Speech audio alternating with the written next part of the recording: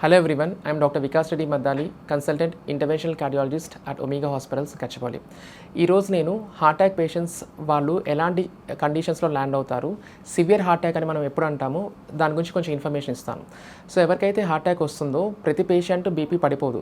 So చాలా తక్కువ మందికి బీపీ అనేది 90 కన్నా తగ్గిపోద్ది. సో ఎవరికైతే బీపీ తగ్గి హార్ట్ అటాక్లో ల్యాండ్ అవుతారో అలాంటి పేషెంట్స్ కార్డియానిక్ షాక్ పేషెంట్స్ అంటాం. వీళ్ళు చాలా ఇంపార్టెంట్. ఎందుకంటే ఇలాంటి పేషెంట్స్ యూజువల్గా వచ్చిన 1 అవర్ లోపల 50% మోర్టాలిటీ అంటే 50% 50% మంది చనిపోయే ప్రమాదం చాలా ఎక్కువ ఉంటుంది. సో వీళ్ళకి యాజ్ ఇంటర్వెన్షనల్ కార్డియాలజిస్ట్గా మేము ఏం చేస్తామంటే ఎమర్జెన్సీగా ఎవరైతే హాస్పిటల్కి వస్తారో ఇమీడియట్గా వాళ్ళకి యాంజియోగ్రామ్ చేయడం ద్వారా బ్లాక్ ఎంత పర్సెంట్ ఉంది, దీనివల్ల హార్ట్ అటాక్ వచ్చింది, ఇలాంటివి మనం కనుక్కోవచ్చు. ఎవరికైతే 70% కన్నా బ్లాక్ ఎక్కువ ఉంటుందో వాళ్ళకి స్టెంట్ వేస్తాం. కానీ ఈ కార్డియానిక్ షాక్ పేషెంట్స్కి పంపింగ్ చాలా తక్కువ ఉంటుంది. అంటే మనం 2Dకో చేసినప్పుడు పంపింగ్ అనేది 30% కన్నా చాలా తక్కువ ఉంటుంది. వీళ్ళకి స్టెంట్ వేసేటప్పుడు ఏదైతే హార్ట్ కానీ బాడీ కానీ సహకరించదు. సో వీళ్ళకి మనం ఇంపెల్లా అని ఒక చిన్న పరికరం ఉంటుంది. ఇదేం చేస్తుందంటే వెంట్రికల్ నుంచి అంటే ఏదైతే మెయిన్ పంపింగ్ ఛాంబర్ ఉంటుందో దాన్ని బ్లడ్ పంప్ చేసి బాడీ మొత్తానికి బ్లడ్ సప్లై ఇచ్చి ప్రొసీజర్ అప్పుడు టెంపరీగా బాడీని సపోర్ట్ చేస్తుంది.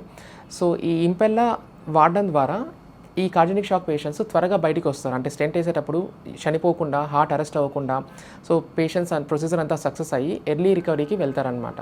సో ఐ రిక్వెస్ట్ ఎవ్రీవన్, ఎవరైతే హార్ట్ అటాక్ పేషెంట్స్ కార్డియానిక్ షాక్లో ఉంటారో వాళ్ళు సరైన టైంలో హాస్పిటల్కి వచ్చి ఇంపెల్లా డివైస్ వేసుకొని హార్ట్ అటాక్ ట్రీట్ చేసుకోవడం వల్ల సర్వైవల్ ఛాన్సెస్ చాలా ఎక్కువ ఉంటాయి. Thank you.